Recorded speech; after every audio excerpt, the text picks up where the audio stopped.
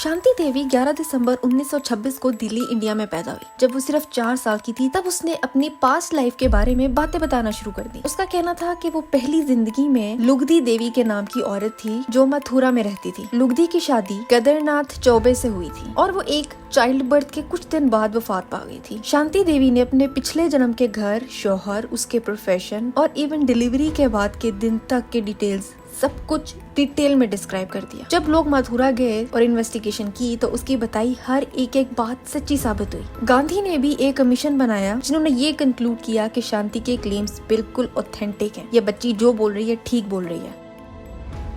James लिलिंगर एक American बच्चा था जो लुइजियाना में 1998 में पैदा हुआ था। जब वो 2 साल का था तो उसको अजीब से नाइटमेयर्स आने लग गए थे, जिसमें वो एक फाइटर पायलट था जिसका प्लेन जापान के पास क्रैश हो गया था। उसने नतोमा नाम के एयरक्राफ्ट कैरियर, अपने फ्रेंड जैक लेरसन और प्लेन के एग्जैक्ट डिटेल्स तक बताए जो कि वर्ल्ड वॉर 2 रिकॉर्ड से मैच होते थे। उसने अपनी पास्ट लाइफ, पिछले जन्म में अपना नाम जेम्स ह्यूस्टन जूनियर बताया था जो कि सच में एक नेवी पायलट था और वो 1945 में मर गया था उन्हीं डिटेल्स के साथ जो कि उस बच्चे ने बताई थी।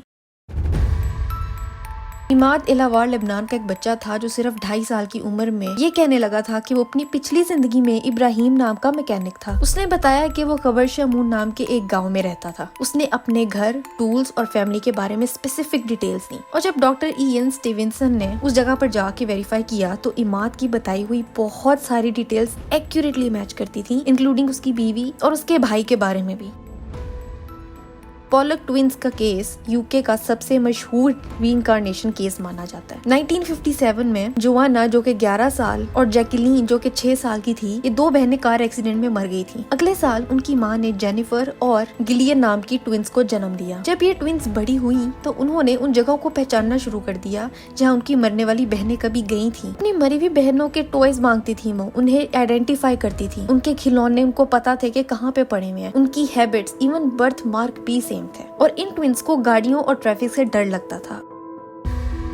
सुभाषिनी गुनासेकारा का केस श्रीलंका का सबसे मशहूर और डॉक्यूमेंटेड रीइंकार्नेशन केस है जिसे डॉक्टर इयन स्टीवेंसन और उनकी टीम ने इन्वेस्टिगेट किया था। ये केस इसलिए भी खास है क्योंकि ये सुभाषिनी के स्टेटमेंट्स को वेरीफाई करने से पहले ही रिकॉर्ड किया गया था। सुभाषिनी एक छोटी सी लड़की थी जो कि श्रीलंका में एक इलाके में रहती थी। जब वो लगभग 3 साल की थी तो उसने अपने पेरेंट्स को बताना शुरू कर दिया कि वो पहले एक औरत थी जो कि एक टी प्लांटेशन में लैंड स्लाइडिंग के दौरान मर गई थी। उसने कहा कि उसका घर लाइन्स में था। ये वर्कर्स की हाउसिंग होती थी जिनको लाइंस कहा जाता था और उसके घर के पास एक नदी थी। उसने ये भी बताया कि पिछले जन्म में उसकी एक बहन थी और उसका बेटा एक शॉप में काम करता था। सुभाषिनी ने अपनी पहली जिंदगी के बारे में 32 स्पेसिफिक स्टेटमेंट्स दिए जिनमें से 25 वेरीफाई किए गए। उसका कहना था कि वो लैंड स्लाइडिंग में फंसी थी और उसने ट्रैप्ड होने का जिक्र किया था। उसने अपने घर के आसपास के एनवायरनमेंट, फैमिली मेंबर्स और अपनी मौत के तरीके के बारे में डिटेल्स दी। सुभाषिनी के वालिद ने एक न्यूज़पेपर रिपोर्ट देखी जो कि 25 अक्टूबर 1977 को सीलोन डेली मिरर में पब्लिश हुई थी, जिसमें सिनापितिया में एक लैंडस्लाइड का जिक्र था जिसमें कुछ लोग मर गए थे। उन्होंने अपने रिश्तेदारों से भी पूछा जिन्होंने कंफर्म किया कि उनकी फैमिली के कुछ लोग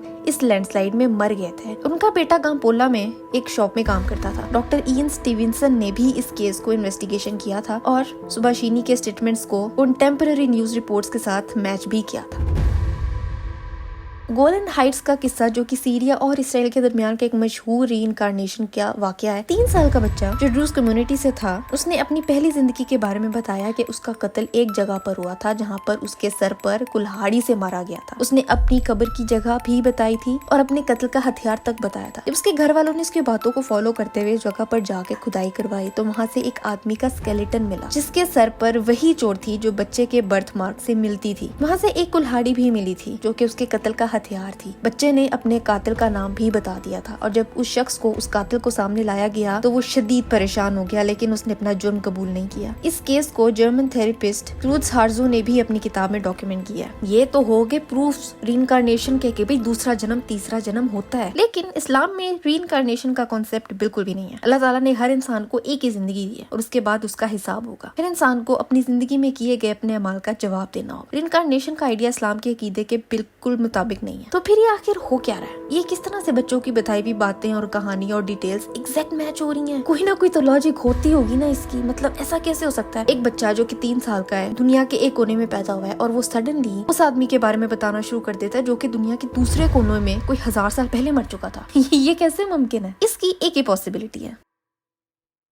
कारीन और शैतान वाली पॉसिबिलिटी सबसे गहरी और इस्लामिकली स्ट्रॉन्ग एक्सप्लेनेशन। कारीन अरबी का वर्ड है जो कि कंपेनियन या जोड़े के लिए यूज होता है। इस्लाम के मुताबिक हर इंसान के साथ एक कारीन पैदा होता है। ये एक शैतान या जिन होता है जो कि पूरी जिंदगी उसके साथ रहता है। सूरह काफ की आयत 27 में अल्लाह ताला ने क़यामत के दिन कारीन की कही हुई बात मेंशन की और फरमाया, उसका साथी कारीन कहेगा, ए हमारे रब, मैंने इसे सरकश नहीं किया बल्कि ये खुद ही गहरी गुमराही में था। कारीन का असल काम क्या है? वसवसे डालना, नफरत, गुमराही, हवा में उलझाना, गलत रास्तों को लॉजिकल बना के दिखाना, कंफ्यूजन क्रिएट करना, वगैरह वगैरह। कारीन तुम्हारे साथ भी है और मेरे साथ भी है। इस कारीन को तुम्हारे पैदा होने से लेके तुम्हारे मरने तक के हर एक सेकंड का रिकॉर्ड इसके पास होता है। तुम्हारे मरने के बाद तुम्हारा कारीन जिंदा रहता है, वो नहीं मरता। उसको तुम्हारे बारे में वो सब कुछ पता होता है जो तुम्हें पता होता है। उसे तुम्हारी सोच, तुम्हारी ख्वाहिशें, तुम्हारी बहन भाई, माँ बाप, दोस्त यार, बीवी बच्चे, अच्छाइयाँ बुराइयाँ, उसको सब कुछ पता होता है। जब तुम किसी पीर बाबा के पास जाते हो ना और वो तुम्हें बताता है कि तुमने 4 महीने पहले जो बर्फी खाई थी ना और उसके बाद जो तुम्हारा पेट खराब हुआ था, वो वाली बर्फी तुम्हें तुम्हारे फलाने दोस्त ने खिलाई थी। ये सुन के तुम कहती हो पीर साहब तो बहुत पहुंचे हुए हैं, 4 महीने पुरानी बात निकाल के बता दी। वो पीर साहब तुम्हारे कारीन से तुम्हारी खबर निकलवाते हैं। तो ये याद रखो कि जो भी इंसान किसी जिन से कांटेक्ट में होता है वो शिर्क करता है। तो उस पीर साहब से जितना हो सके ना उतना दूर भागो। खैर, जब कोई 2 साल का बच्चा कहेगा कि मैं पहले किसी और का बेटा था, मैं इस नाम से जिंदा था, मुझे इस एक्सीडेंट में चोट लगी थी, तो इतनी छोटी उम्र में उसे ये सब कैसे याद हो सकता है? ये सब इन्फॉर्मेशन उस बच्चे को उस मरे हुए इंसान का कारीन उस बच्चे के जहन में डालता है। शैतान उसे कन्विंस करता है कि ये सब उसके साथ हुआ है, और वो बच्चा कारीन की कही हुई एक एक बात को जब रिपीट करता है तो लोग उस पर यकीन करते हैं।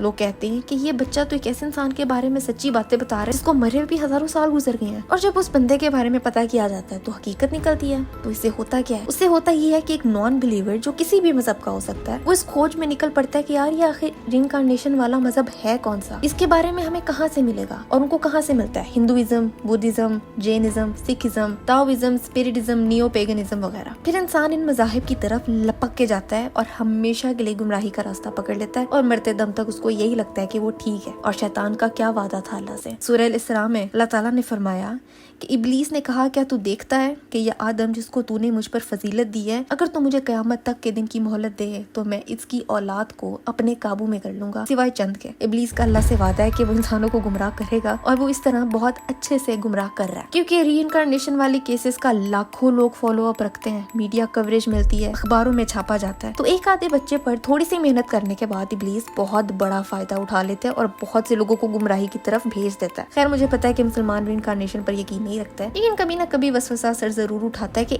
ऐ की तो उम्मीद है कि इस वीडियो से उस वसवसे को जवाब मिल जाएगा। खैर, तुम बताओ, या तुमने कभी ऐसी कोई कहानी किसी के मुंह से सुनी है जो कि बोल रहा हो कि यार मुझे तो अपना माजी याद आ रहा है, अपना पिछला जन्म याद आ रहा है? मुझे कमेंट्स में बताओ।